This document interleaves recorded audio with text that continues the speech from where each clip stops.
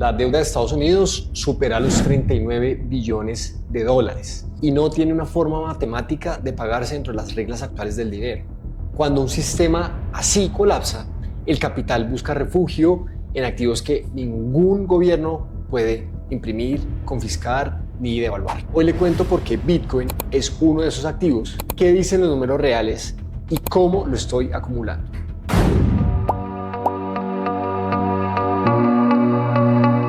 Soy Rafa Tovar, estratega financiero y mentor de inversiones de Mi Inversión Inteligente.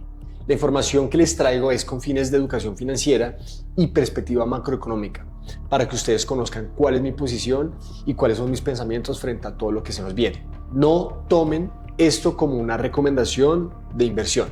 Cada persona debe tomar sus propias decisiones según su situación particular y debe consultar con su asesor financiero de confianza. Este video hace parte de una serie de videos en donde les comparto los activos en los que estoy invirtiendo desde hace más de un año y espero poder acumular por los próximos 10 años dentro de un contexto de deuda récord, dinero fiat o dinero impreso y un nuevo sistema monetario que está a punto de cambiar las reglas. Por eso en los próximos minutos les voy a mostrar cuánto dinero ha creado los bancos centrales en los últimos años, qué ha hecho Bitcoin frente a esto históricamente con cifras reales y cuál es el crecimiento compuesto anual verificado y por qué hoy con Bitcoin por debajo de los $60,000 la conversación es más relevante que nunca. Quédese hasta el final. Pero antes de empezar, quiero cerciorarme primero de que vamos a manejar las unidades correctas. Recordemos que $1 billón equivale en español a $1 trillion o $1 trillón. Y $1.000 millones en español equivalen en inglés a $1 billion. Ahora bien, empecemos por el problema con números reales. En febrero de 2020, antes de la pandemia, la oferta monetaria M2 de Estados Unidos estaba en $15.4 billones. M2 es la medida oficial que usan los bancos centrales para medir cuánto dinero existe en circulación en una economía, que incluye efectivo, depósitos bancarios y activos líquidos. Si le gustaría que profundizara sobre esto, por favor no olvide decirme en los comentarios. Para marzo de 2022, 2 años después, había subido a $21.8 billones, es decir, 18.79% compuesto anual o 41% acumulado. Esta ha sido la mayor expansión monetaria en la historia moderna. $6.4 billones creados en 24 meses. Para que dimensione esto, 6.4 billones es casi 12 veces el PIB completo de todo Colombia. Y no paró ahí. Hoy, en 2026, el M2 supera los $22.8 trillones. Un crecimiento de 48% en 6 años. Pero ustedes se preguntarán, ¿cuál es el resultado de crear dinero de la nada? Por lo menos yo siempre me lo he preguntado. Pues resulta que esto significa que el dólar ha perdido el 87% de su poder adquisitivo desde 1971, según datos del Bureau of Labor Statistics de Estados Unidos. Dicho de otra forma, lo que costaba $100 en 1971, hoy cuesta más de $800. Y esto no es una inflación accidental, sino el costo de un sistema que financia su gasto imprimiendo dinero. Frente a ese sistema, Bitcoin tiene una regla diferente y es una que ningún banco central puede cambiar. Son 21 millones de unidades escrito en el código, no en una ley o en una promesa política, sino en una matemática. Hoy hay aproximadamente 21 millones de Bitcoins en circulación. Quedan alrededor de 1 millón por emitirse y ese proceso terminará en el año 2140. Ahora, los números que importan. En 2010, Bitcoin cerró el año a 30 centavos de dólar. En 2011 llegó a $1 por primera vez en su historia. En 2017 superó los $19,000. En 2021 tocó los $74,000. En 2024 cerró por encima de los $108,000. En octubre del 2025 alcanzó su máximo histórico de $126,080. Ahora, ¿qué significa eso en retorno real? $1,000 invertidos en Bitcoin valían en marzo del 2026 $153,550, es decir, un retorno de 15.355%. En los últimos 10 años, el crecimiento compuesto anual de Bitcoin ha sido aproximadamente del 82%. Para comparar, el S&P 500 en el mismo periodo rindió 12% anual, el oro 11% anual y los bonos del Tesoro de Estados Unidos por debajo de la inflación.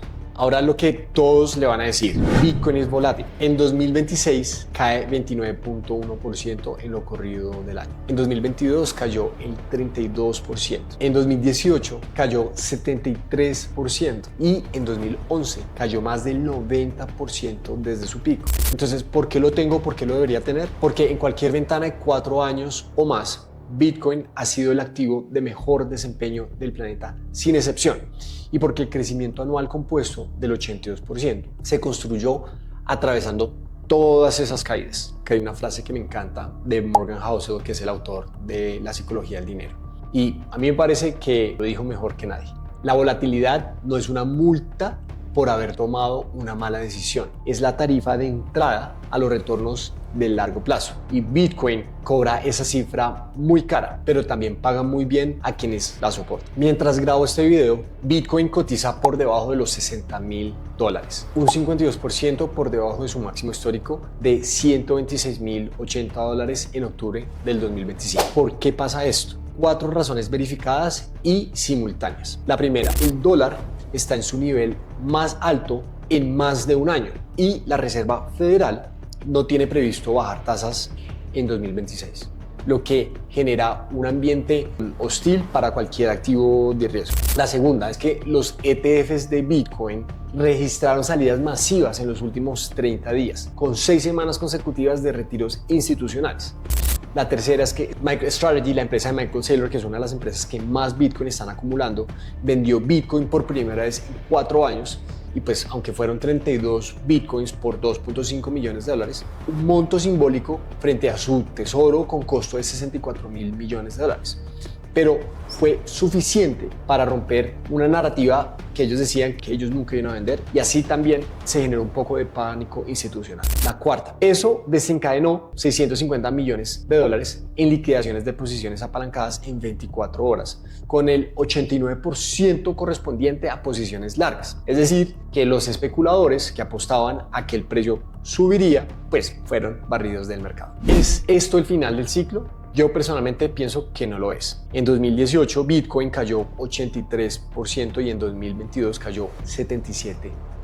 Y en ambos casos, quien vendió en el piso perdió lo que venía en el siguiente rally. Mientras quien acumuló con DCA o el Dollar Compound Average en esos niveles salió con retornos históricos. Los mineros están hoy cerca de los precios de apagado del shutdown price. ¿Qué quiere decir eso? Es precio por debajo del punto donde sus ingresos en Bitcoin ya no cubren el costo más importante, que es la electricidad. Es decir, que sus ingresos no cubren ni siquiera los costos del pago de la luz. Es decir, que le sale más barato apagar las máquinas que seguir minando, y sus ganancias netas diarias han pasado a ser negativas, lo que históricamente señala un fondo de mercado. Pero esto quiere decir que los mineros menos eficientes empiezan a vender sus reservas de Bitcoin para sobrevivir a lo que genera la presión de venta adicional de corto plazo, pero al mismo tiempo los mineros ineficientes terminan retirándose del mercado. Aquí la nueva oferta de Bitcoin se reduce e históricamente ese momento ha coincidido con los fondos de precio antes de una recuperación.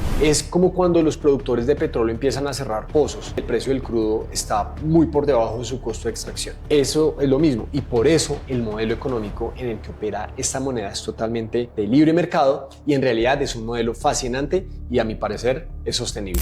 Ahora, ¿dónde podría estar Bitcoin en 5 o 10 años? ARK Invest proyecta en su reporte Big Ideas 2026 que Bitcoin alcanzará una capitalización de mercado de $16 trillones para el 2030, lo que implicaría un precio aproximado de $761,000 por Bitcoin. JP Morgan proyecta entre $170,000 en un escenario conservador y $266,000 en un escenario optimista en su modelo de largo plazo basado en volatilidad relativa frente al oro. ¿Cuál se cumplirá? No lo sé y nadie lo sabe, pero lo que sí es cierto es que la oferta es fija. La demanda institucional sigue creciendo y el próximo halving de 2028 reducirá la emisión a la mitad otra vez. Ahora, ¿cómo lo estoy acumulando?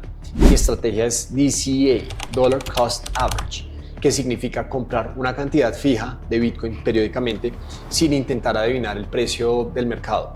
Es imposible adivinar. Cuando tengo efectivo disponible, compro. Cuando tengo dinero disponible, compro. ¿Y por qué DCA y no comprar todo de una vez? Porque así elimino el riesgo de timing. Es decir, si hoy compro y mañana cae 20%, la siguiente compra la hago más barata. Y si sube, pues ya tenía una posición previa.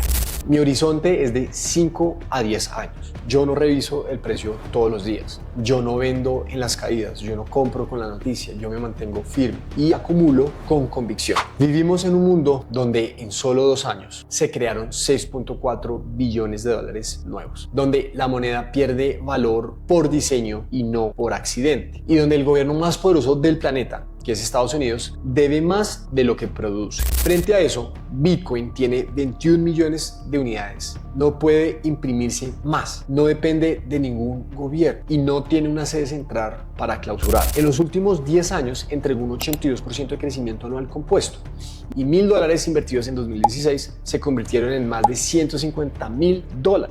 ¿Es volátil? Sí, pero también es el activo más difícil de confiscar, de evaluar o imprimir que ha existido en la historia del dinero. En la próxima entrega le hablaré del activo más antiguo de esta lista, el oro. 5.000 años de historia. Y le voy a mostrar con datos exactos qué pasó en 1973 y en 1979 cuando el sistema monetario entró en crisis y por qué ese mismo patrón se está repitiendo ahora. Es para no perderse. Y no olvide suscribirse, activar los mensajes con la campanita y compartir este video. También dígame en los comentarios qué piensa usted que va a ser el futuro de Bitcoin. ¿Logrará ser la unidad monetaria del nuevo mundo? Hasta pronto.